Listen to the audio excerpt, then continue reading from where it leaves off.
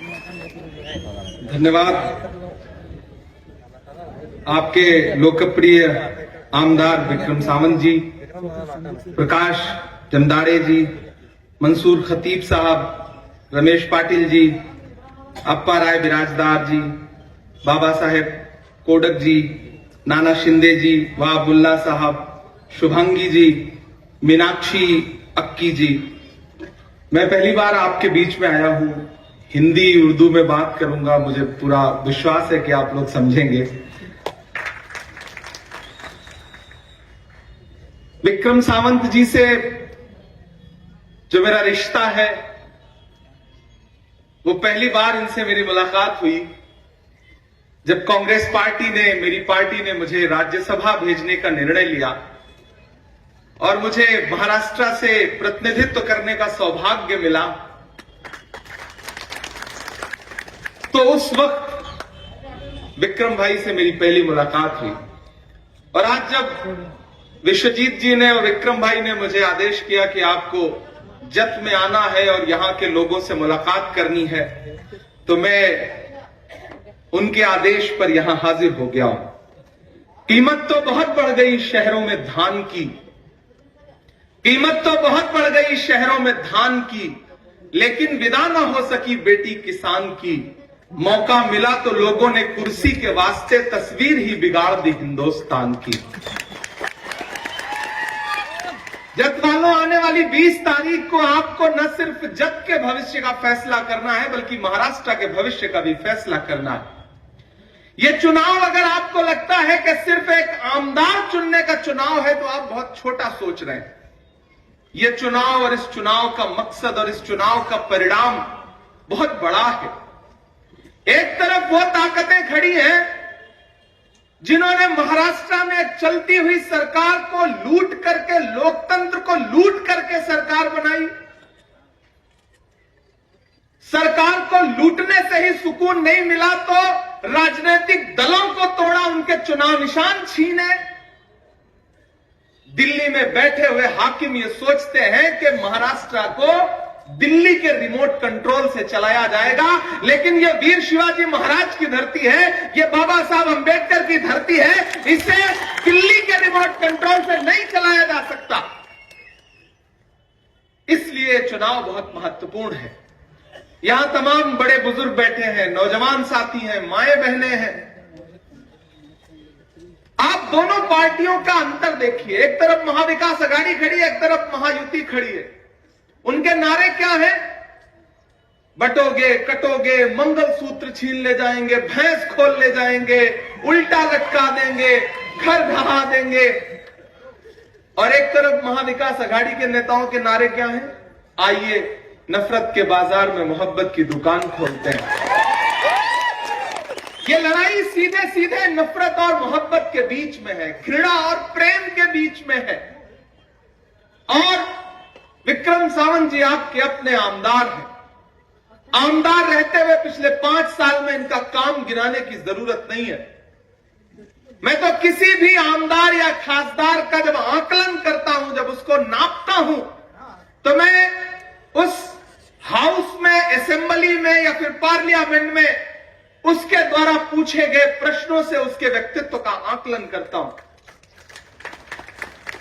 ये इकलौते ऐसे आमदार हैं जिन्होंने महाराष्ट्र की असेंबली में 241 बार प्रश्न पूछा है। मुझे लगता है और जोरदार ताली इस बात पर बजनी चाहिए विक्रम सावंत जी के लिए।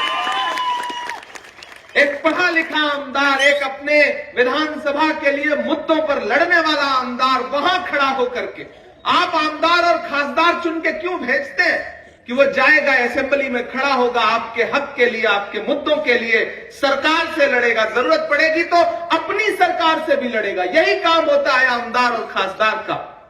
वो आपका प्रतिनिधित्व करता है, आपकी आवाज बन करके वहां जाता है। और अगर ईमानदारी से पूछा जाए तो विक्रम जी ने इस अपनी जिम्मेदारी को 100% निभाया है। मेरे ऊपर तो इनका व्यक्तिगत एहसान है। मैं महाराष्ट्र में पैदा नहीं हुआ हूं, लेकिन मुझे ऐसा लगता है कि जैसे मेरा रोम रोम महाराष्ट्र के कण कण से मिलके बना है। एक आत्मा का रिश्ता होता है, एक रूह का रिश्ता होता है जो इस राज्य से है। और मैं राजनीति की दुनिया का व्यक्ति नहीं था। मैं 2019 में जब राजनीति में आया और 2022 में जब हमारे नेता राहुल गांधी जी ने मुझे महाराष्ट्र से राज्यसभा भेजने का निर्णय लिया, तो उस रात मैंने सोचा कि वो किसी और राज्य से मुझे भेज सकते थे, महाराष्ट्र ही क्यों चुना। तो मुझे लगा शायद वो आंदोलन की धरती है, वो इंकलाब की धरती है, वो उसूलों की धरती है, वो मूल्यों की धरती है, इसलिए उन्होंने मुझे महाराष्ट्र का प्रतिनिधित्व करने का मौका दिया। और आज अगर मैं खासदार बनकर के देश की सबसे बड़ी पंचायत में राज्यसभा में खड़ा होकर के आपके मुद्दों पर लड़ता हूं, तो उसकी बुनियाद में विक्रम सावंत जी का एक वोट शामिल है। एक ऐसे समय में जब एक एक मत बेचने, खरीदने और तोड़ने की, फोड़ने की साजिशें चल रही हो, न जाने कितने कितने के मोल लग रहे हो, ऐसे में जब मैं चुनाव लड़ने के लिए आया तो विक्रम भाई ने मेरा हाथ पकड़ा, बोले यार आपकी उम्र बहुत कम है, आप छोटे भाई की तरह हो। मैंने कहा मैं राज्यसभा का चुनाव पहली बार लड़ रहा हूं और हमेशा महाराष्ट्र में चुनाव नहीं होता था, निर्विरोध निर्वाचित हो जाते थे लोग राज्यसभा में। पहली बार आया तो मैं 22 साल बाद मेरे ही सामने चुनाव हुआ। मैंने कहा अजीब आफत है, मेरे ही आने पे होना था। लेकिन विक्रम भाई ने एक भाई की तरह मेरा हाथ पकड़ा और इन्होंने कहा कि इमरान आप निश्चिंत रहिए, ये महाराष्ट्र है और हम कांग्रेस पार्टी के लोग हैं, हम मूल्यों पर चलने वाले लोग हैं, कोई ताकत ना हमें खरीद सकती है ना हमें डरा सकती। मैं विक्रम भाई आज इसलिए भी आया कि मैं आपका शुक्रिया अदा कर सकूं। और एक चीज जो और बहुत महत्वपूर्ण मैंने इनके अंदर देखी, एक ऐसा व्यक्ति जो मुद्दों की राजनीति करता है, कौन हिंदू, कौन मुसलमान, कौन सिख, कौन ईसाई, कौन दलित, कौन आदिवासी, इन चीजों से परे उठ करके। अशोक साहिल ने कभी एक शेर कहा कि मैं तुम्हें अपने उसूलों की कसम देता हूं, मुझको मजहब के तराजू में न तौला जाए। मैं तुम्हें अपने उसूलों की कसम देता हूं, मुझको मजहब के तराजू में न तौला जाए। मैंने इंसान ही रहने की कसम खाई है, मुझको हिंदू या मुसलमान न समझा जाए। कुछ ऐसा व्यक्तित्व है उनका। और आज मैं उनके लिए आपके सामने अपना दामन फैला करके आया हूं कि आने वाली 20 तारीख को अपने घरों से बाहर निकलिए और वो लोग जो महाराष्ट्र को अपनी उंगलियों पे नचाना चाहते हैं, जो सोचते हैं कि महाराष्ट्र एक रिमोट से चलेगा, उनको जवाब दीजिए। आज जब मैं हेलीपैड पे लैंड किया तो पहले से टीम तैयार थी, चेकिंग कर रहे हैं वो कि आपने कुछ पैसे वैसे तो नहीं रखे हुए। मैंने कहा उनसे, मैंने तो टीम से पूछा कि आप उद्धव साहब ठाकरे जी का हेलीकॉप्टर चेक कर रहे हैं, उनका बैग चेक कर रहे हैं, मेरा चेक कर रहे हैं, आप सत्ता में जो बैठे हैं उनका चेक करने की हिम्मत जता पा रहे हैं? ये अपमानित करने का जो प्रयास है मराठी अस्मिता को, इसका बदला लेने का चुनाव है ये। वो आपके बीच में आएंगे, बड़े बड़े वादे करेंगे, बड़ी बड़ी बातें करेंगे, लेकिन मैं तो देश की पार्लियामेंट में बैठ के देख रहा हूं, महाराष्ट्र वालों, जत वालों, याद करो उनके एक एक नारे। 2014 में जब प्रधानमंत्री जी सत्ता में आए तो उनका पहला नारा क्या था? बहुत हुई महंगाई की मार, अब की बार मोदी सरकार। याद है ना ये नारा? वो भूल गए, हालांकि आपको भले याद हो। बहुत हुई महंगाई की मार, और फिर परिणाम क्या निकला कि जो पेट्रोल डीजल 58 रुपए लीटर था वो 100 रुपए के पास पहुंच गया, जो गैस सिलेंडर 400 का था वो 1000 रुपए के पार पहुंच गया। एक दिन पार्लियामेंट में भाजपा के एक मिनिस्टर साहब महंगाई पे भाषण दे रहे थे, मैं खड़ा हुआ, मैंने कहा आपको बोलने का कोई अधिकार नहीं है। भाजपा के लोग तो वो लोग हैं कि आपकी सरकारें फिल्में टैक्स फ्री करती हैं और कफन पर जीएसटी लेती हैं, आपको महंगाई पे बोलने का कोई अधिकार नहीं है। इनके नारे इनको याद दिलाओ बस। नारा दिया बेटी बचाओ बेटी पढ़ाओ, दिया ना? 2014 से ये नारा सुनते आ रहे हैं। इस नारे की सच्चाई क्या निकली कि मैं उत्तर प्रदेश का हूं। उत्तर प्रदेश में एक जिला है हाथरस, भाजपा की सरकार है। उस हाथरस में एक दलित बिटिया का बलात्कार हुआ और जब उसकी जान चली गई हॉस्पिटल में तो रात के 2 बजे उसकी लाश को बिना परिवार की मर्जी के जला दिया गया ताकि सबूत मिटाए जा सके। ये बात करते हैं बेटी बचाओ बेटी पढ़ाओ की।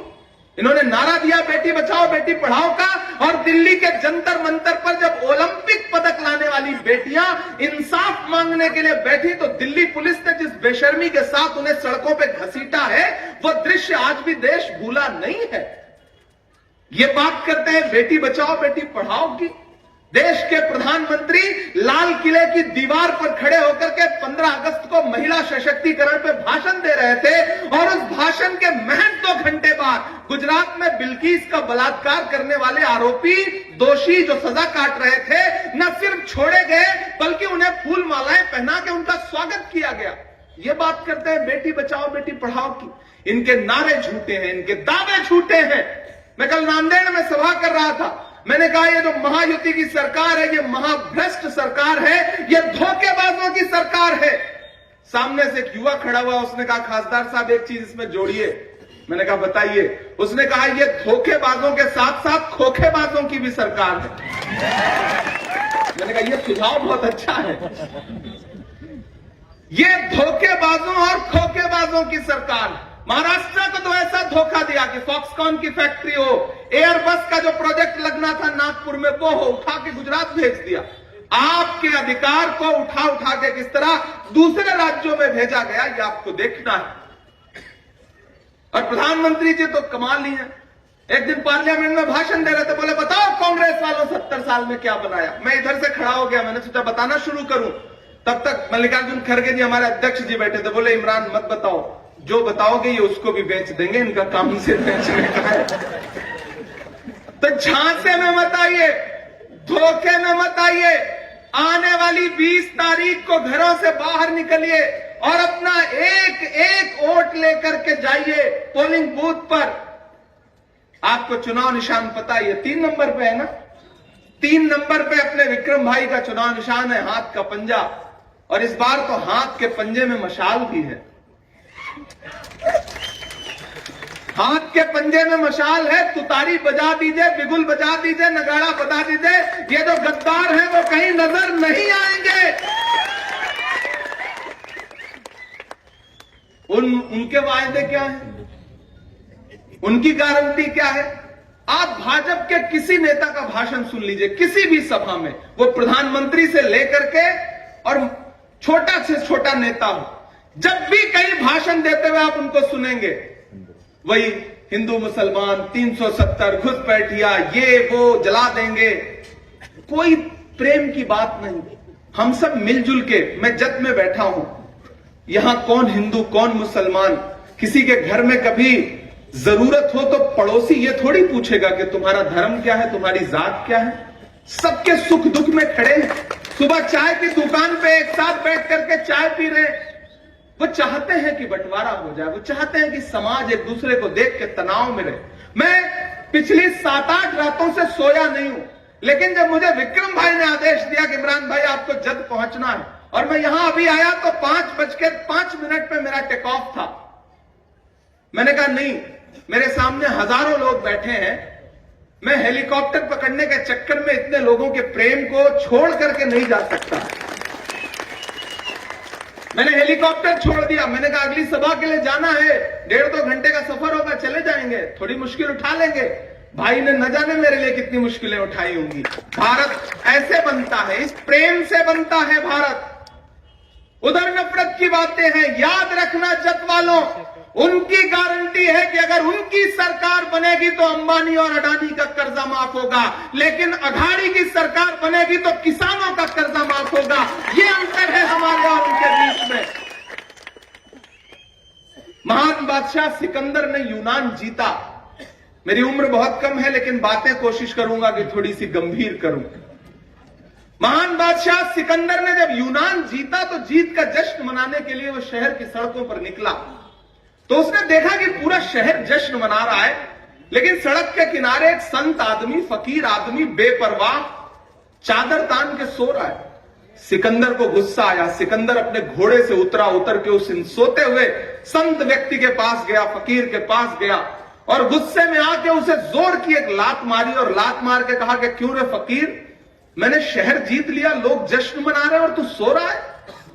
उस फकीर ने उनींदी आंखों से सिकंदर की तरफ देखा और देख करके कहा कि शहर जीतना बादशाहों का काम है, लेकिन लात मारना गधे का काम है।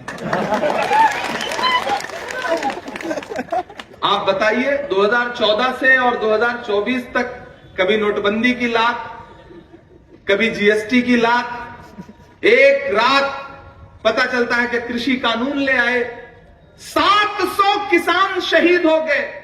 दिल्ली के सिंघू बॉर्डर पे बैठे हुए 700 किसान जब शहीद हुए, तब देश के पंत प्रधान को यह एहसास हुआ कि ये कृषि कानून तो गलत थे, इन्हें वापस ले सकते हैं। वापस ले लिया।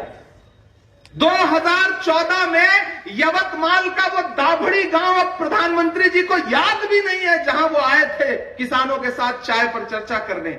आज उसी गांव में महीने में सैकड़ों लोग आत्महत्या कर रहे हैं उसी जिले में। बातें अलग हैं, ये लड़ाई बहुत महत्वपूर्ण है। याद करिए 2024 का लोकसभा का चुनाव और भाजपा के नेताओं के भाषण उठा के देख लीजिए। मैं तथ्यों के साथ बात करने वाला व्यक्ति हूं। भाजपा के नेता चाहे अनंत हेगड़े हो, चाहे लल्लू सिंह हो, चाहे अरुण गोविल हो, चाहे दिया मिर्धा हो, एक बात थी कि हमें बहुमत दीजिए, हम संविधान बदलेंगे। वो तो भला हो भारत की जनता का कि जिसने 400 पार का नारा लगाने वालों को ला करके 240 पे ऐसा पटका कि अपने अकेले के पैरों पे खड़े नहीं हो पाए। 2 बैसाखियां उधार लेनी पड़ी, एक बिहार से, एक आंध्र प्रदेश से, एक चंद्रबाबू, एक नीतीश बाबू। एक भी बैसाखी छिटकी, सरकार की सांस अटकी। कभी भी हो सकता है। और वो जो बिहार वाले हैं ना, वो तो महाराष्ट्र के परिणाम का इंतजार कर रहे हैं कि महाराष्ट्र में कुछ अच्छा हो जाए तो बिहार कब अपनी राह चलेगा, कोई भरोसा नहीं है। इसलिए आप सबसे अनुरोध करता हूं कि ये चुनाव डॉक्टर बाबा साहब अंबेडकर के संविधान को बचाने का चुनाव है। इस चुनाव में आपको आपके मतों को लूट करके सरकार बनाने वालों से बदला लेने का चुनाव है। ये बदलापुर आपको याद होगा, पुणे का गैंगरेप आपको याद होगा, कानून व्यवस्था कहां खड़ी है आपको याद होगा। इस सरकार ने भ्रष्टाचार के सारे रिकॉर्ड तोड़े। इसलिए मैं आप सबसे अनुरोध करूंगा कि भाजपा के लोग, महायुति का कोई भी आए तो उनसे कह देना ये जत है। पिछली बार 37,000 वोटों से जिताया था, इस बार कम से कम 51,000 वोटों से जिता करके विक्रम सावंत को असेंबली पहुंचाएंगे। और मैं आपका खासदार होने के नाते यहां एक वादा करता हूं कि आप के असेंबली के डेवलपमेंट के लिए अगर इनकी निधि कम पड़ जाएगी, इनका फंड कम पड़ जाएगा, तो मैं अपना ब्लैंक साइन किया हुआ एक लेटर पैड इनको दे दूंगा। जो भी लेना हो जब चाहेंगे ले सकते हैं, यहां के डेवलपमेंट के लिए, यहां के लोगों के लिए। तो अब आप सोच लीजिए, एक जिताइए, एक साथ में फ्री पाइए। इससे अच्छा ऑफर क्या हो सकता है। आमदार जिताओ, एक खासदार साथ में फ्री पाओ। विशाल दादा हैं ही तो 2-2 खासदार मिल गए, अमोल जी भी आके गए। आप सोचिए ना, कहां कहां से, कितनी दूर से लोग चल करके, कितना मुश्किलें उठा करके विक्रम भाई के लिए आ रहे हैं। अनेकों प्रश्न ऐसे हैं जो दोहराए नहीं जाते, बहुत उत्तर भी ऐसे हैं जो बतलाए नहीं जाते। मेरी ख्वाहिश है तुमको चांद तारे तोड़कर दे दूं, मगर चादर से बाहर पांव फैलाए नहीं जाते। और यही सब सोच करके ही हमें दिल में जगह देना कि घर आए हुए मेहमान लौटाए नहीं जाते। जत वालों और मैं सभी समाज के लोगों से अनुरोध करता हूं, मैंने देखा है राहुल गांधी को, मैं राहुल गांधी से प्रभावित होकर राजनीति में आया। मैंने कहा ना, मेरा राजनीति से कोई लेना देना नहीं था, मेरे परिवार का कोई रिश्ता नहीं था राजनीति से। मैं तो एक सामान्य सा लड़का था, कविताएं लिखता था, साहित्य रचता था। और उसके बाद जब देश में नफरतें आसमान पर छू रही थी, ऐसे में एक दिन राहुल गांधी ने कहा कि मैं कन्याकुमारी से कश्मीर तक पैदल चलूंगा, 4000 किलोमीटर, बस एक नारा लगाऊंगा, नफरत छोड़ो भारत जोड़ो। नफरत के बाजार में मोहब्बत की दुकान खोलनी है। मैं चला हूं राहुल गांधी के साथ। मुझसे मीडिया के साथी पूछा करते थे कि इमरान साहब आप सांसद बाद में हैं, शायर पहले हैं, राहुल गांधी के साथ चल रहे हैं, आप क्या कहेंगे। तब मैं उनसे कहता था कि जो हर जालिम से टकराएगी वो आंधी बनाऊंगा, जो हर जालिम से टकराएगी वो आंधी बनाऊंगा। नए अंग्रेज आए हैं, नया गांधी बनाऊंगा। चला हूं राहुल गांधी के साथ, वही राहुल गांधी जिनको नरेंद्र मोदी जी और अमित शाह जी शहजादा कहते थे, राजकुमार कहते थे, उनके भाषण उठा के देखिएगा। मुझे बताओ जत वालों की दुनिया में है ऐसा कोई राजकुमार, कोई शहजादा जो 4000 किलोमीटर अपने पैर के छालों की परवाह किए बगैर पैदल चले, लोगों को गले से लगाए, उनके आंसू पोंछे, किसानों से मिले, नौजवानों से मिले, महिलाओं की समस्याओं को समझे। अगर राजकुमार और शहजादे ऐसे होते हैं तो हम ऐसे शहजादों को अपने पलकों पे बिठाएंगे। देश को जरूरत है ऐसे शहजादों की। तो मैं आपसे अपील करता हूं साथियों, यहां से वहां तक बड़ी तादाद में लोग यहां इकट्ठा है कि 20 तारीख को घरों से बाहर निकलिए और विक्रम भाई के लिए वोट करिए। हाथ के पंजे के सामने वाला बटन दबाइए और एक बार फिर से विक्रम सावंत जी को सेवा का मौका दीजिए और आप आमदार बना के भेज दीजिए। मैं पाथरी से लेकर के, जालना से लेकर, श्रीरामपुर से लेकर के, रावेर से लेकर के नांदेड़ होता हुआ यहां पहुंचा हूं, पुणे होता हुआ। पूरे प्रदेश में महाविकास अघाड़ी का शानदार माहौल है। मंदिरों में भजन चल रहा है, मस्जिदों में दुआ चल रही है। जिस तरफ भी नजर तुम उठाओ बस अघाड़ी की हवा चल रही है। सरकार बनने जा रही है महाराष्ट्र में, सरकार बनने जा रही है। मैं तो उनसे भी अनुरोध करूंगा जो थोड़े बहुत लोग भाजपा के साथ यहां जत में हैं, उनसे भी मेरा अनुरोध है कि धोखा खाना बंद करिए। नादान हो इस दौर में, क्या ढूंढ रहे हो तुम? जहर की शीशी में दवा ढूंढ रहे हो?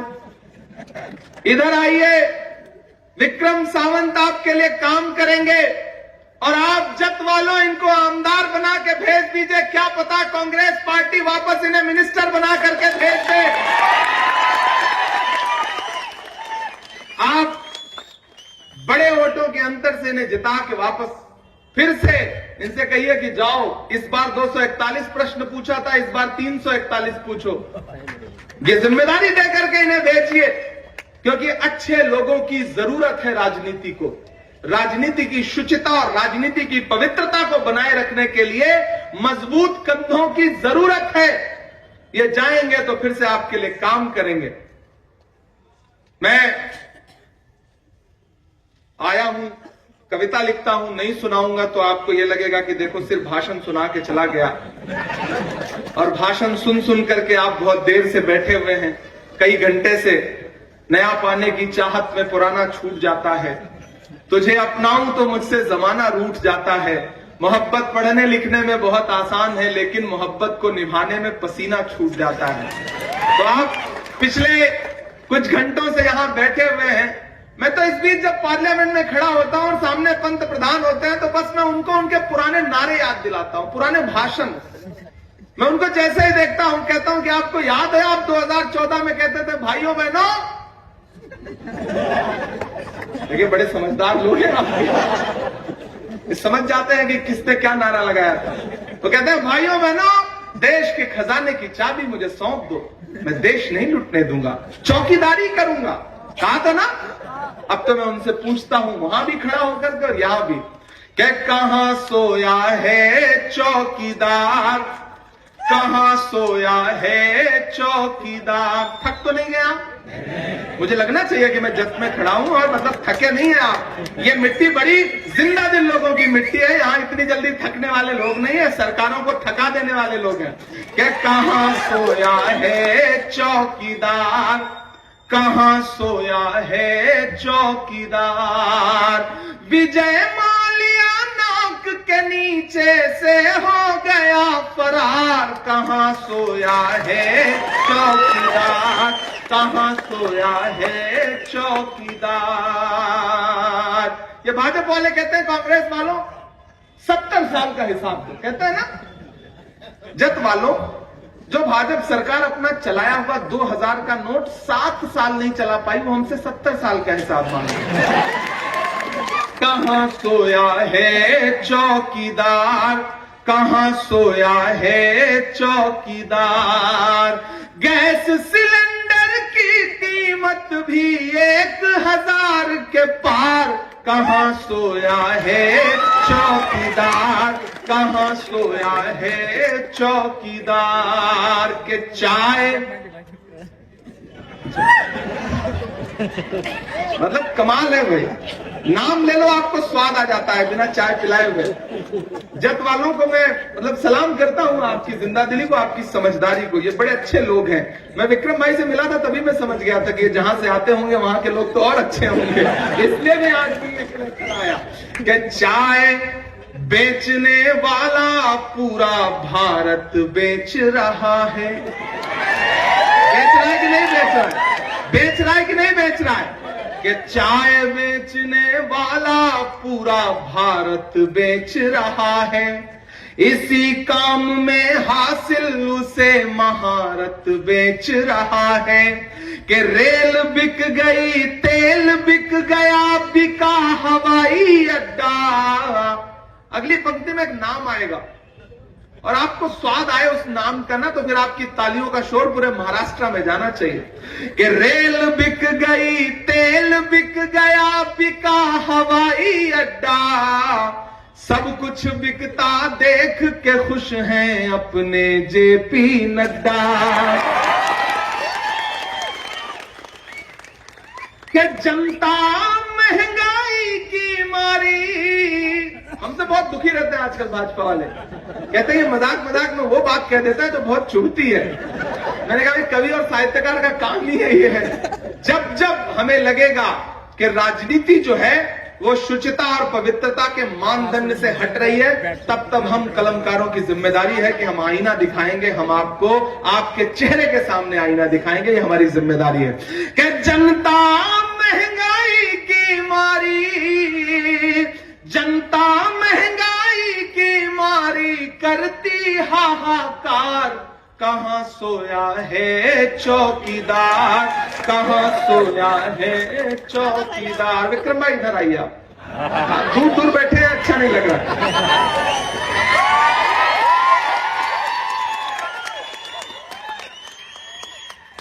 मेरी उम्र बहुत कम है, मैं घर में सबसे बड़ा हूं, मेरा कोई बड़ा भाई नहीं है। जब इनसे मिला ना तो मुझे लगा कि एक बड़ा भाई, बड़ा प्यार करने वाला, मोहब्बत करने वाला मेरे हिस्से में है। और ये मैं बड़ी भावुकता से ये बात कह रहा हूं। और इस जत में खड़ा होकर के वो जो तमाम साजिशें करने वाले लोग हैं, विक्रम भाई के खिलाफ तमाम जो खुराफातें करने वाले लोग हैं, उनके लिए कह के जा रहा हूं ये पंक्तियां। कि दायरे में सिमट के आएगा, हर रवायत से हट के आएगा। आंधियों को जरा खबर कर दो, आंधियों को जरा खबर कर दो। शेर वापस पलट के आएगा, शेर वापस पलट के आएगा। मुझे विश्वास दिलाइए कि हाथ उठा करके कोई भी हाथ पीछे नहीं रहना चाहिए। मुझे भरोसा दिलाइए कि 20 तारीख को घरों से बाहर निकलेंगे, अपना एक एक और हाथ के पंजे के सामने वाला बटन दबा करके देंगे।